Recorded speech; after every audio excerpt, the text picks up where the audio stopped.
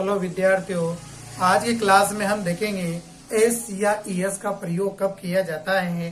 टेंसों के आधार पे अपन इसका प्रयोग करना आज इस क्लास में देखने वाले हैं कि एस का प्रयोग कब होता है और ईएस का प्रयोग कब होता है, उसके बारे में हम आज यहाँ पर चर्चा करने वाले हैं। और दूसरी प्रमुख बात है कि एस या ईएस कौन से टेंस में होता है वो भी अपन यहाँ पर देखेंगे। ठीक है, तो देखो एस टेंस के आधार पे बात कर रहे हैं अपन सिर्फ, ठीक है ना। जैसे प्रेजेंट का जो इंडेफिनिट का अफर्मेटिव होता है उसकी मेन वर्ब की फर्स्ट फॉर्म में एस या एस लगता है, तो उसके आधार पे अपन एस या एस का प्रयोग देख रहे हैं। ठीक है, तो एस या एस का प्रयोग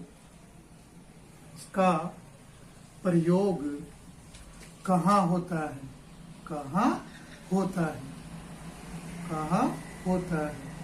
तो देखो एस या ईएस का प्रयोग टेंस की जो प्रेजेंट का जो इंडेफिनेट का जो अफर्मेटिव होता है वहां पर अपन जो वर्ब होती है, जो क्रियाएं होती हैं, वहां पर अपन एस या ईएस का प्रयोग करते हैं। ठीक है, वर्ब के साथ एस या ईएस का प्रयोग किया जाता है। ठीक है, आगे देखो तो कौन से टेंस में होता है। प्रेजेंट का कौन सा होना चाहिए,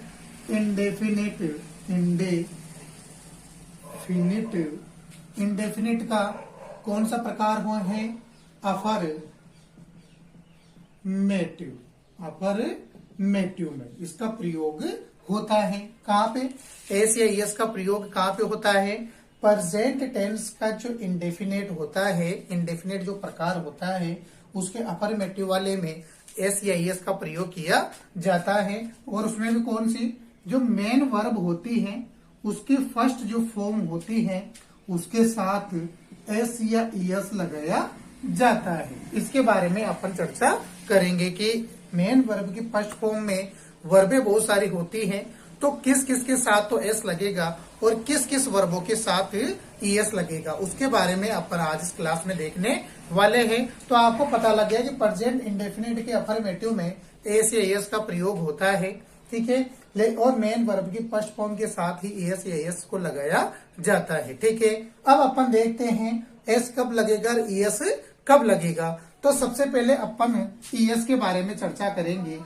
ईएस का प्रयोग, सबसे पहले अपन किसका प्रयोग करेंगे, ईएस का प्रयोग कब किया जाता है। तो देखो यदि किसी वर्ब जिसको अपन क्रिया कहते हैं, किसी वर्ब का अंतिम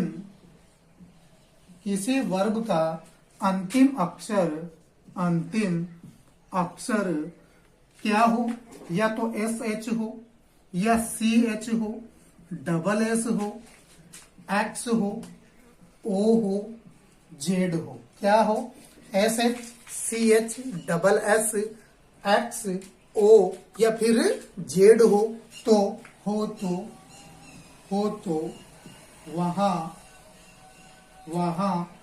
ईएस का प्रयोग किया जाता है, ईएस का प्रयोग किया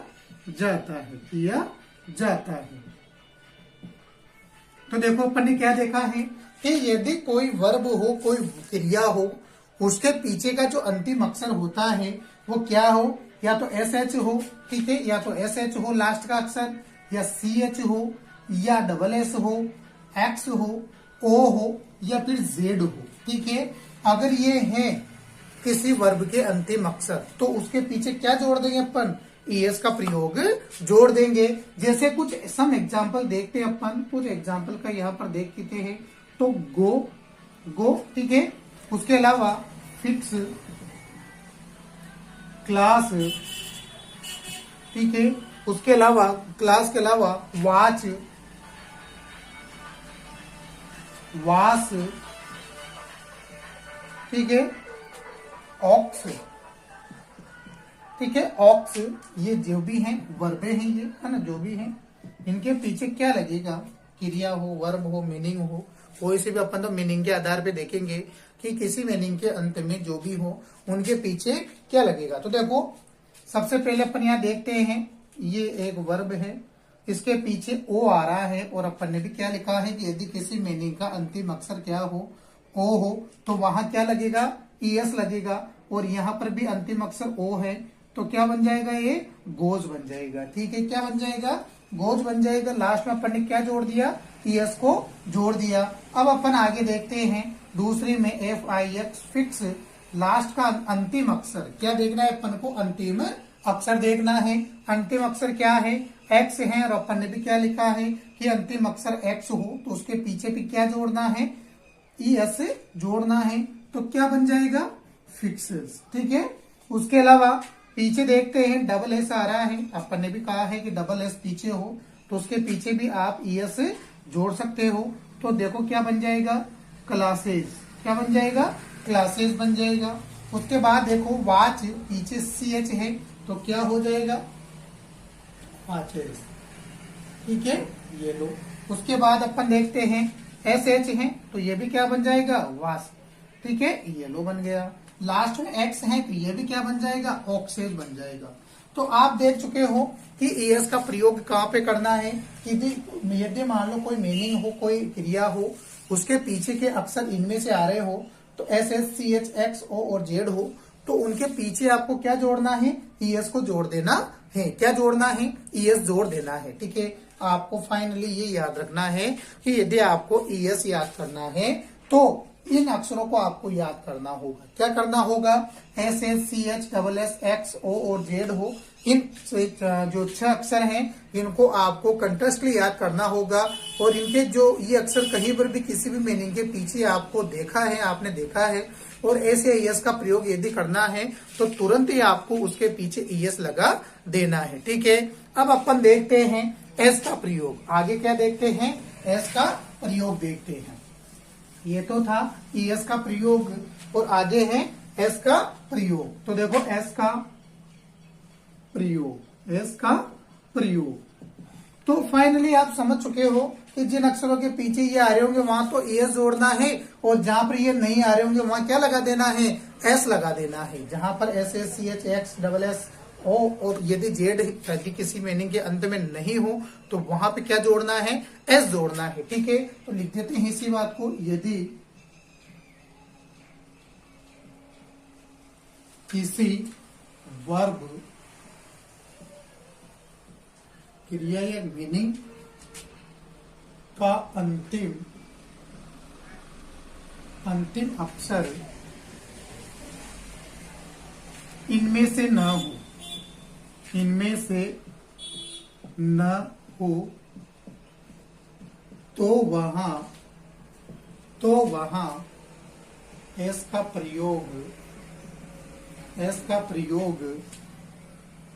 किया जाता है।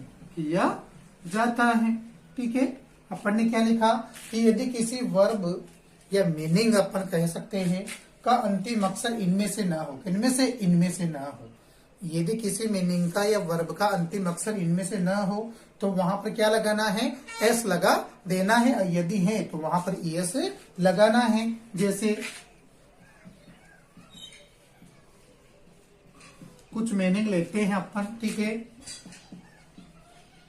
है, बुक, बॉय। तो देखो इनमें से कोई अक्षर नहीं है तो क्या बन लग जाएगा, बुक का बुक्स हो जाएगा, बॉय का बॉयज हो जाएगा। ठीक है, इस प्रकार से आपको ध्यान देना है कि S या ES का प्रयोग कब होता है, कंफ्यूज होने वाली जरूरत नहीं है। तो आज आपने देखा कि S या ES का प्रयोग कब किया जाता है, कैसे किया जाता है। मैं एक बार रिवाइज कर देता हूँ। S या ES का प्रयोग प्रेजेंट टेंस का जो इंडेफिनेट होता है उसके जो अफर्मेटिव जो टेंस वाक्य होता है उसमें आपको मेन वर्ब की फर्स्ट फॉर्म के साथ S या ES लगाना पड़ता है। ठीक है, उसके बाद S या ES का प्रयोग देखो, ES का प्रयोग यदि किसी वर्ब का या मीनिंग का अंतिम अक्षर यदि इनमें से हो, SH, CH, SS, X, O और Z हो तो वहां पर ES का प्रयोग किया जाता है। जैसे अपन ने कुछ उदाहरण भी लिए हैं, गो, गोज, फिक्स। ठीक है, क्लासेज। अपन ने देखो किस प्रकार से ये इन अक्षरों को देख करके अपन ने ES का प्रयोग किया है। आगे देखो S का प्रयोग यदि किसी वर्ब क्रिया का अंतिम अक्षर इनमें से न हो, इनमें से ना हो, ये जो दिए हुए हैं इनमें से ना हो, तो वहां पर आपको एस का प्रयोग करना है। ठीक है, तो आज आपने इसमें जरूर समझा होगा कि एस या एस का प्रयोग कब होता है, कैसे किया जाता है, कहाँ पर होता है। ठीक है, अब अपन आगे चलते हैं।